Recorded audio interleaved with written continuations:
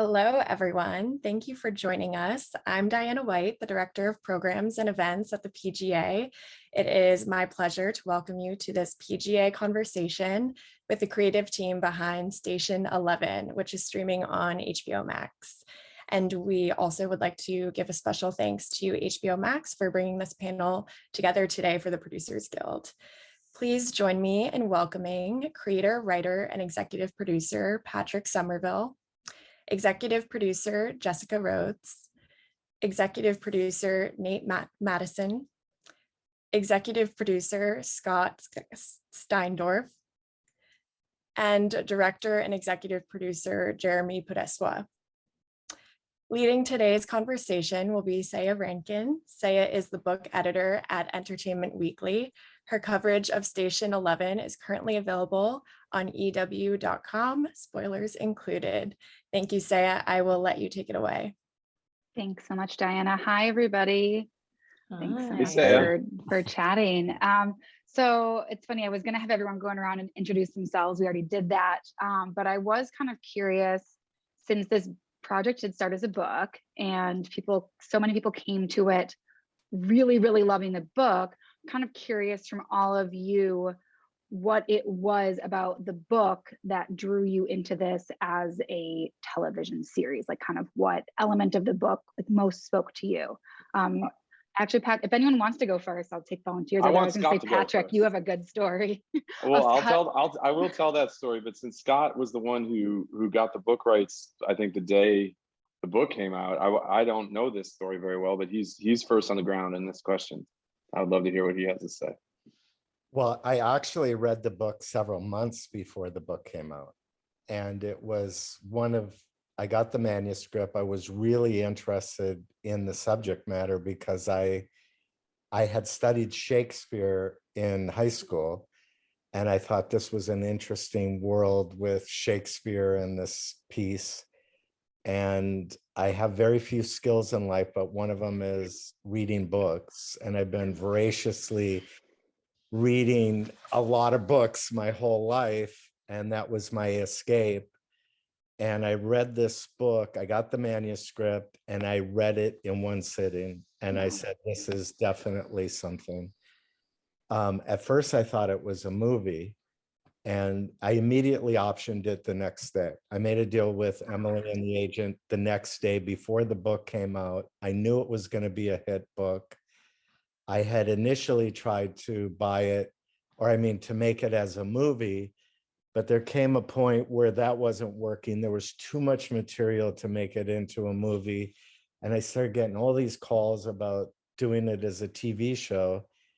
And Patrick came into my office in Century City, and it was on a general, or it was about something else. Yeah, I thought it was a general. I tricked you. Yeah, a Trojan horse.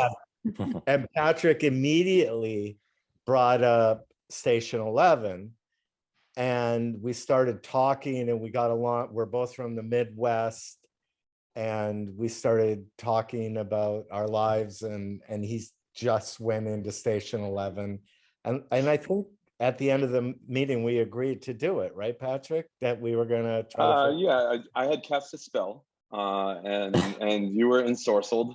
Yes, but I think it was the beginning of. It wasn't just me pitching. It was us talking about why that book is so good. And I think one thing I said was that I don't think it's a sci-fi book. Right. I don't think this is a science fiction story. And there's some in our business. I think if you begin with a genre premise, it sort of brings a bunch of expectations. But I think what we connected on was sort of the nonlinear time, the humanity of that book, the humaneness, and the humanism of the book. And I think that was the beginning of a wonderful friendship. And I think, have you guys, Nate, Jessica, and Jeremy, had you read the book? I can't remember what everybody's story was about the book before, but I think everyone has a little different way in. For me, it was reading your scripts. I read Patrick's scripts and then very quickly read the book, and then was back in reading the scripts, and then actually listened to the audiobook on my way to and from set in Toronto, Oh, yes. which is its own other experience. It's another performance, if you will, of the book. But I think for me, I fell in love with Patrick's words and creations and then Emily's. But I think that for me, I think we've all had something in our lives that's had more meaning than it should because of the moment it entered our lives. There's something, whether it's a monumental object of importance, or whether it's a tiny insignificant thing that you found after losing someone and now you can't let go of. I think it's really interesting what we as humans put on things to be able to survive or have our own narrative. So that to me resonated right away. Jeremy, Nate, what about you guys? What was your first kind of reaction to it?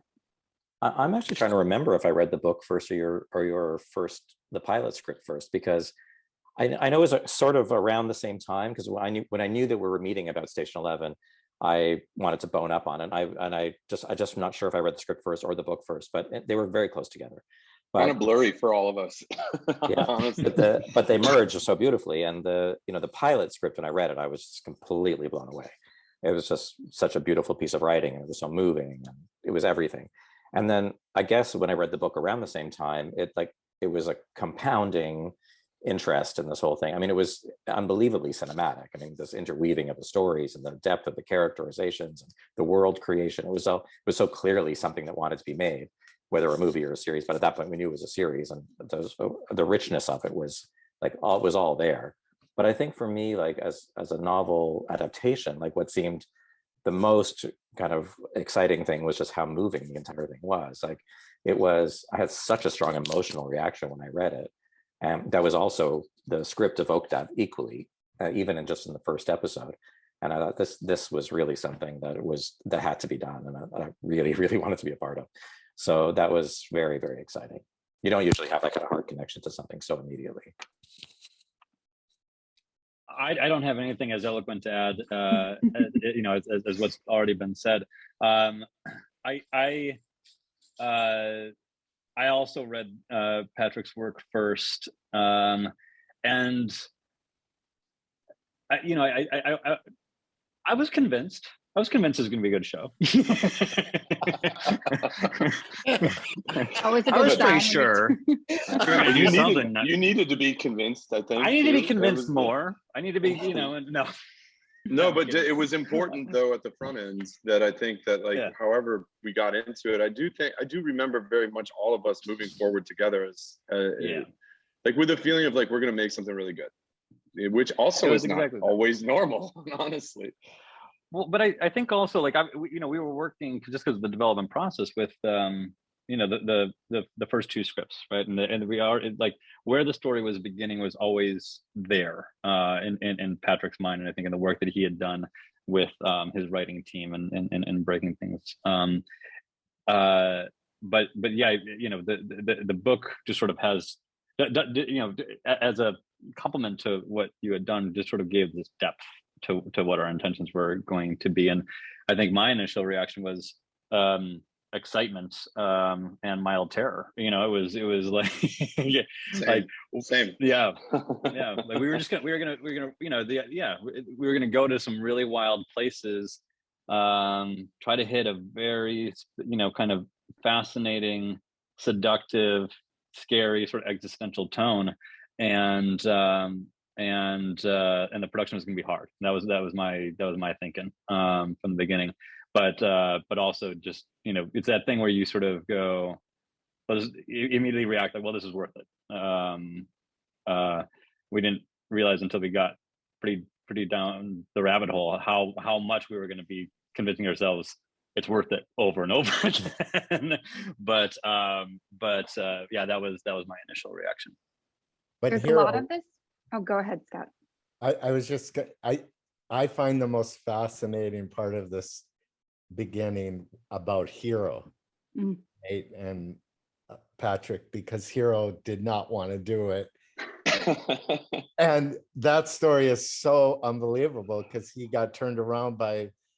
Oh, well, I mean, he came to the coffee, so something in him wanted to do it. I think what he said in the email when we were setting up time to meet, I had framed it, hey, you know, it's post-apocalyptic, it has a lot of Shakespeare in it, let's talk. And he was like, well, I don't like post-apocalyptic stories, and don't really like Shakespeare either, but let's talk, because he's not here, but they like the tone, the vibe, like the humor, I know he like something drew him. And then we had a great one of those early producer conversations, when you don't have all of it yet, but you have, when you're kind of seeing it together as you talk it out, how this could be a special project. And yeah, I think it wasn't so much a convincing hero as sort of like he smelled something in there that he really liked. What he always said was there's something about Year 20 Space that he just wanted to be in. And you can feel it in the show too. And I think Jeremy took up that mantle, and that idea. There were so many ways to show that in the show then, once we were on the ground in Canada. And it just sort of, I don't know, Jeremy has this lovely story, and Jessica was there that night too, of one of our last days of shooting, when the whole cast was sitting around playing Wandering Under the Moon by Dan Romer. And we FaceTimed. It was dawn for you, and I was in LA. It was beautiful in the background of the FaceTime, but I think Jeremy also said, and they're like, this is exactly where I want to be right now. Do you remember that, Jeremy? I do. It was a sort of a culmination of something, because it was close to the end of the shooting, but it was like we were all on this journey together, and we were kind of like living the traveling symphony life. And it was, I don't know, it was just this most amazing thing. It was a magical moment. All the actors were themselves, but they were the characters. And I don't know, it was this melding of reality and what we were creating, and it just felt perfect. You know, it was a very special moment. I really hate saying that art imitates life, but I think it did really happen on this project. And there's so much in the source material of this story that could create a daunting task for a producer. And then there's also a way to take the material and make it easier on yourself, or to create even more challenges with good payoff. And I'm kind of curious, from all of your perspective, you clearly chose the latter. Yeah, you chose the latter. The easy path. Easy and way. I'm grateful for it, but I mean, there were probably moments where I don't know, were you cursing yourselves that you chose the difficult route, or how did that kind of go? I don't feel like it was ever possible to do this show easily. No amount of money or time would have taken away the amount of hard decisions that had to be made creatively. And again, everyone who filmed in COVID had to deal with safety, and you had to make smart decisions. But I think that what's beautiful about the way the show is created, and because weather is a factor and when you can shoot certain things, is we had no choice but to take one bite at a time, to create the thing in front of us at all times, and to focus energy there while looking downfield, obviously, and prepping the next thing and making decisions. But I think as a team, we were really committed to doing the thing in front of us, if you will, with the show, trying to live in the present as much as you could, doing the thing in front of us to the very best of our ability. And you know, I think that was helped by having the directors work the way they did on their episodes, and being able to kind of look with our production design and wardrobe, obviously looking down at decisions that had to be made to establish world. But even I think we had to keep the actors in as present as you could in the scenes they were in. And I think that guys, I think that speaks to how we approached it from a production standpoint, from a prep standpoint, from a decision-making standpoint, all the way through. I can't hear that question and not think of the massively critical decision that we made partway through our production to move from Chicago to Toronto. Yeah. And I think I guess you could say it would have been easy to stay in Chicago. There's sort of a path of least resistance thing that happens producerially, where it's sort of like, well, we have stages and we have it built. But I think in terms of safety, I think I would speak for all the producers when we said we didn't feel sure how production was going to be safe in Chicago at the time that we were being asked to go into production, given what we knew about COVID then. And now it's a tremendously difficult decision to relocate halfway through a shoot.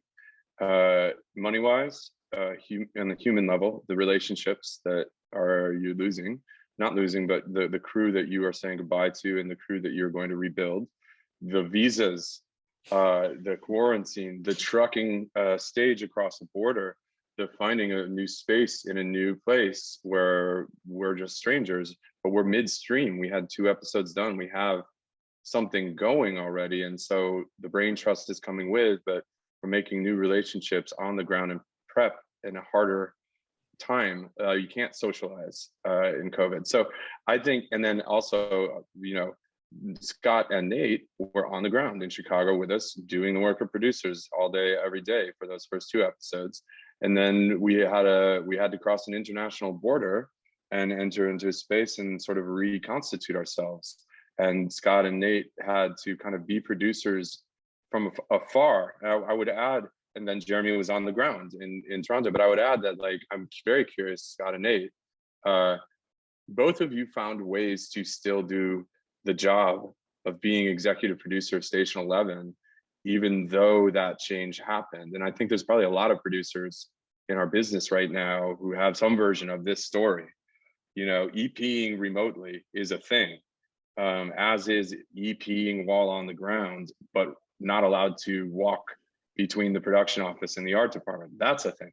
So like we all have a bunch of stories that I think are kind of new for producing, that played out over the course of our shoot. And I'm so proud of our team as a set of producers for navigating problems we'd never seen before. Like it's a funny thing to run into a problem when you don't even know you're in a problem, because it's like it's a new version of a thing, and everyone had to be very agile. I think everyone on this has stories. I Nate, Scott in particular, I know that was hard too, to also like not be there but be there. It's hard to stay connected, but you have to, Well, Nate.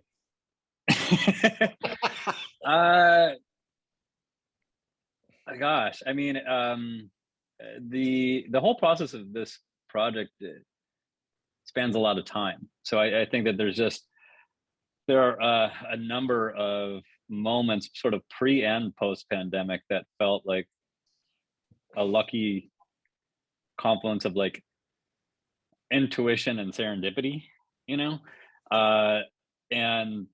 like I think we like to take probably more credit for the serendipity than we deserve, and and kind of like overestimate our intuition at times. But I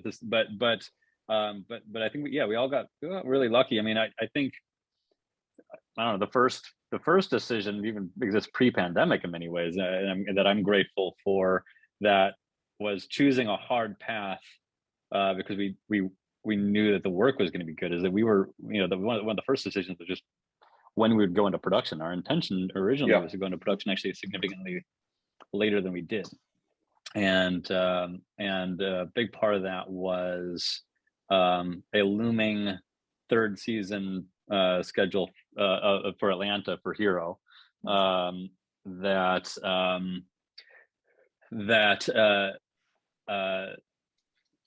coincided with our initial plan for the first block, Station 11, and we, I think, alongside Scott and Pat at that time, just sort of all looked at each other in the eye and we're like, this is going to be rough, but let's rock, let's do it, and we and responsibly or not, jumped into a very accelerated process.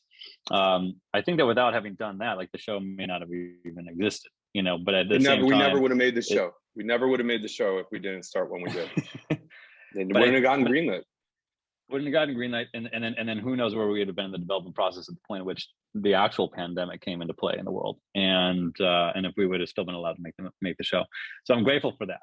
I also know, again, it was the hard path. It was, we were in a situation where, and again, we just got lucky at times and fortuitous, and where we weren't sure who was going to play Arthur until we were pretty deep into the process, and actually getting a little scary near to when Arthur was first going to play. A little scary. A little scary.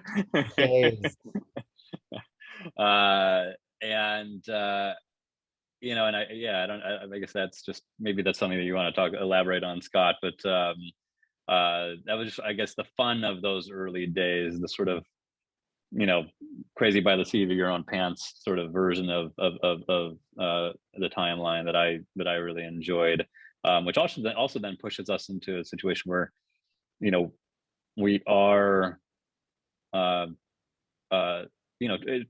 to drive at, I don't know, the decisions that like the process shows you along the way. Trying to like find the path where we're discovering something new about a character at the same time we're casting, or we're reimagining how we're going to shoot something while figuring out the story point at the same time. So, but I'll let you take it away, Scott, if you got anything you want to speak to it. I'll simplify it. Is that Pat and Hero initially picked, I think it was Hero who said, we need to be like the book and create an artist community. So everybody that was involved in this project was everybody goes into projects, let's get the best artists. This was actually a case of interviewing people to find out because this is a story about art. And I think everybody on this team are artists, and the community that was created for the show, I've never experienced in 25, 28 years in this business. I've never experienced working like this. And what it, being remote part of the time, we were so on Zooms, and Jessica was on the ground, and she's such a great communicator, and everybody was so honest. And so everybody talks about creating a family on a project. This is not a dysfunctional family. This was a very functional family at most of the time. And we all, that's true. We all get along so well. It doesn't mean we didn't have our moments or frustrations, but I just felt like of any project that I've ever been involved with, what a great team that was chosen. And everybody had their skill sets, and everybody was working together, and everybody was trying to make it better.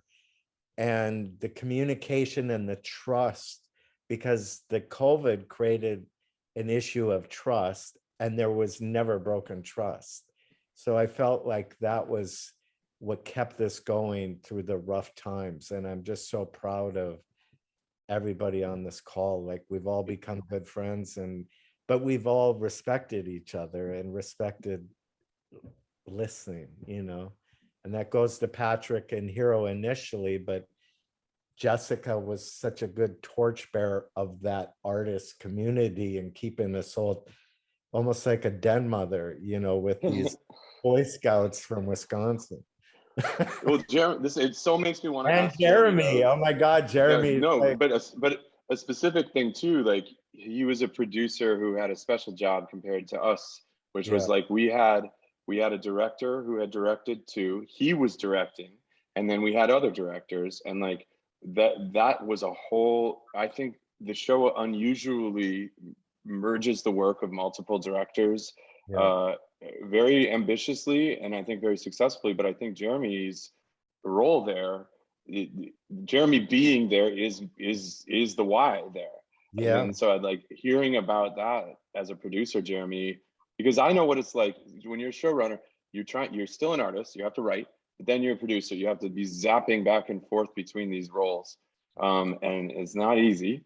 But I don't know. Jeremy's like every director. Like, you go into a tunnel vision place for your episode, but we had to zoom a lot like this. You should talk about that, Jeremy. Well, yeah, I mean, there was a lot of that kind of intertwining relationship of me being a director and being also a producer, and having to service the larger show, and then also make sure that I was ready to do my own work as a director. And a big part of it was actually the selection of the other directors, the two other directors that we brought in, Lucy Cherniak and Helen Shaver, who ended up being amazing, and that became part of the family. And we all sort of got on the same page, and we all, kind of understood what we were all doing by looking at each other's work and by speaking with each other and with the department heads, and just having a common language for the whole show. But for myself as a producing director on the show, it was a really interesting challenge. And I would say, to your earlier point, that no matter how challenging it was always worth it. I mean, I never doubted for a second that it was worth every ounce of everything that we were all putting into it. And I felt, from Hero's first episodes, how beautifully they were rendered, that we all were on the right track. We all knew what we were doing, and we're all making the same show. But the challenges of moving the show from Chicago to Toronto and having to completely recruit not just the directors, but almost everybody except the department heads, and cast, a huge number of cast in Canada that we had to find, and a million locations and world building and all these things that we had to do in a new place. It was a lot. But I think everybody coming together and figuring it out together was really the way we did it. And I think we were a company, we were a troupe, from the beginning and all the way through. And that collaboration, that troupe had to play between the directors so much. All of the decisions that had to be made from a production standpoint, from a producerial standpoint, all came down to, in many cases, serving 2 directors or even 3 directors' needs with each location, with each set. There were so many decisions, Jeremy, you had to make, in tandem with other directors, and to try to figure out how to serve both timelines. So every single decision had so many masters and had so many many things that has to service. It really was a colossal company. The locations on this show too really skewed, obviously outdoor. I mean, outdoor is the only way to describe it. There's so many exterior shots, and obviously Chicago has elements. Canada has even more elements, and a lot of what you're shooting kind of relies on, like, knowing from the book and just knowing the story, relies on what type of day it is, what the weather is. Like, winter and summer change what's happening in the plot, change the setting, change like just everything that you feel about the characters and what's happening to them. So it that really affects every day. I'm kind of curious, what did you have? I assume backup plans if something happened. I think I saw on someone's Instagram that there was like a summer day.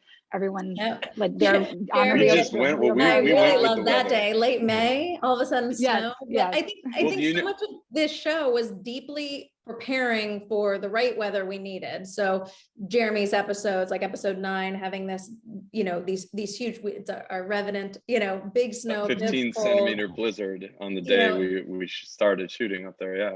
And then all the way to, there were days with the Traveling Symphony where we needed heat and we needed that hot, crisp, and you needed to feel the sun, and we had that. And I think you could really plan all you could, but then what you had to be able to do was make quick decisions when weather threw you a curveball, and I think maybe the greatest example of that was our rainstorm in Helen's episode, where all of a sudden you were like, all right, Lori's playing in the Petty's playing La Campanella in the rain. She's playing in the rain, and we just went for it, and I think on the day there were a lot of quick decisions being made because you were also doing the math of continuity into episode 6, what it meant on the other side. And God bless Canada, we got a rainstorm on that day too. So that worked out. But thank you, Canada. But I think and rain towers. But I think that you had to make those decisions on the ground and by the way, on like massive text chains that I hope never ever end, where we were just making the decision that this weather was going to play and it was going to lead to what you got to see on the screen. Yeah, and I think there's another thing that was happening, and this is not totally unusual for productions, but we were very, very, very cross-boarded, meaning we shot this show completely out of order. I think the correct order we shot in was 1, 3, 7, 9, 5, 8, 10, or 10, 8, depending, and then 4, 6, 2. Yeah. So what that means as producers is we are all in hell in terms of time. We are speaking the same language as each other, but not everyone around us is speaking the same language. if that makes sense. And so communication, as Scott said about Jessica's amazing communication skills in particular, communication became the challenge a lot. I think our department heads were always there in the nonlinear space with us. I think some actors, yes, some actors no, depending on what they were experiencing in terms of the crossboard. But we did this because of weather. Ultimately, we had to. Like your question about the outside is it's so interesting to me that it's what you remember, Seija, because like we didn't shoot outside until 4 months into production. Wow. We were the most I mean, you not counting the blizzard, which was a few days, but we were the most claustrophobic production of television you've ever seen. Like, or I guess agoraphobic is what I should say. Everything we shot was indoors until leaves were on the trees in Canada, minus a little bit of snow. And so suddenly when that happened, it just felt like the show opened up and we could see the year 20 space that had been incubating conceptually and which we had been imagining, but then suddenly, bam, a bright sunny day with green everywhere and our characters are outside. And it took us a long time for us to be able to see the show for what it was going to be in total. It was we were leap of faithing for a long time, waiting for the summer to come. I think there's also a producerial lesson I had found, at least in just waiting out the weather, because, you know, on that late May day where we were going to do a scene of two of our actors walking along a road that was beautifully dressed and ready to go, it snowed, right? And that scene was never going to happen. And it just wasn't going to happen. We also had the issue. We had Himesh Patel had to get on a plane. We had to shoot him out that day. There were a lot of reasons he had to get on that plane, and we had to shoot his last scene of episode 9. And we were running around that day, and we were all texting, you know, those of us on the ground and those of us in LA, we were all texting and trying to make the call and doing what we could. And we just decided to try to wait it out. And we just kind of keep saying to everyone, just a couple more hours, let's see what we can do. And the snow stopped. And I'm a California girl, so I didn't know this was going to happen. The confluence of events when a snow in May stops is that the water is warmer than the air. And what ended up happening was this steam that comes over that lake. And Jeremy shot what I think is one of the most beautiful shots of our entire show, coming over that transition with Dan's music, like transition into Jeevan in year 20. And that beautiful, beautiful day, to me, I genuinely think about when certain things are rough. I'm like, the snow is going to stop. You're going to get something, you're going to get something magic on the other side if you hold the line, you know, like you don't know what it is. And also, like, hat on a hat, maybe that fish jumped right before we got to black too. Come on. Like, we had a steaming, beautiful ponds to be our thesis statement for year 20. And it's because line producers and producers on the ground were saying, all right, push the scene with Mackenzie and Alexandra, or Mackenzie and Philippine, talking about the cell phone. We'll get it another day. Wait, we're going to get it. We're going to get it. We got something, I don't know, we didn't even expect. Jeremy, what was, I have an amazing photo from you on set that day while it was snowing. Not the day we were, is that the photo where we all flipped you off? No, not that one? That one too. Could have been. Yeah, I have several, yes. It was quite funny to me. I was in LA. Yeah, there was so much unpredictability actually with weather, but I should say also there's another interesting thing too, which is that all the summer locations had to be scouted in winter. You know, so we really didn't know what those places were going to look like until, you know, months later. Yeah. So I mean, some of them we could wait a little bit before we locked them in, but a lot of them we had to lock in quite early. So there was a lot of imagination and trying to, you know, kind of pre-imagine what something might actually be. So that was an unusual challenge for us. I had been hoping that I could get there to scout prior to fall, but we couldn't make it with COVID, and it was tough. So, no, but you were on it. You were banging the drum in the fall to be like, we got to get there before the leaves are gone so we can get scout photos. We did do that. I got there as early as I possibly could. And Jeremy was in a cast and he wanted to get up there so fast. That's true too. I was on crutches out in the woods, but it was worth it. He now has Jeevan's cane. We have just a few minutes left, but I am kind of curious to be a little bit grandiose, but I also feel like the joy of the show is to be a little bit grandiose. I'm kind of curious what from the making of this project each of you are going to be taking into your next project, or life, or kind of what I imagine it changed each of you in some form, also because of the pandemic that you were going through at the same time. But yeah, what are you going to hold on to from the set or from the making of this series? I think joy. And that was a big one. For me, as a producer, I think I was growing and learning as a producer and as a showrunner. It's still early in my career, and the scale of these things is tremendous. The stakes are very, very high, and the challenge is enormous. But as a producer, I think for me, it's watch out for your people, below and above the line, however you can, and with whatever tool you can at that time. A lot of times it's really just listening. And shutting up when you're the showrunner too. But I think we've all lived through a pandemic. It was hard to work in a pandemic. It was harder to work in a pandemic on TV than not in a pandemic. It is. It's dangerous to work in a pandemic, not just because you could get COVID. That is dangerous, but mental health is a thing that I think in our business, we haven't yet cracked the code on how to institutionalize mental health being emphasized in a production. And I think the pandemic has just underlined that to me. And so we did our very best in there very many different ways we could. But I think going forward for me as a producer, I'm going to try to build crews with that in mind. However we can, because I think the show's good because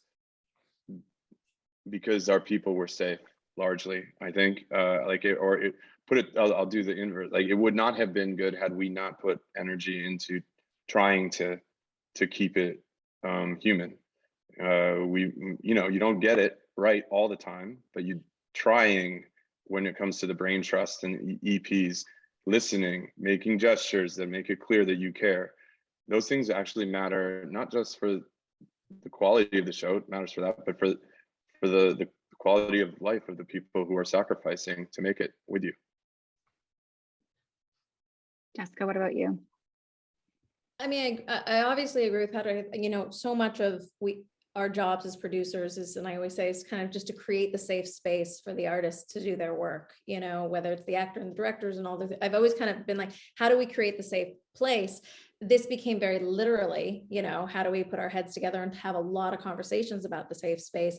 But I think it also really, what I take away is, I've always said that, and I've thought really about the actors, the directors, the people on set. And I think what this project reminded me to my core is every single person on a production is an artist. Like, people came to be part of entertainment and make television because they're artists to their core, no matter what their role up and down the call sheet, on the front or the back is. And I think this show just reminded me, watching people, again, it was this show, it was the moment, but going into these situations and going through the muscle memory of doing their jobs, creating their art, and finding joy and finding community. And we did that on this show. And, that's what I'll take. I think for me, It was, oh, sorry, Go Nate. for it, Jeremy. No, you first, sir. Yeah. No, I was just gonna say, I think, sort of echoing Jessica, I think this was probably one of the most communal experiences I've ever had working on a show. And I feel like, every show is collaborative. I mean, that's what we do. But this one was really like people coming together for a common purpose. And it really felt like we were making something together in a way that was really kind of exceptional.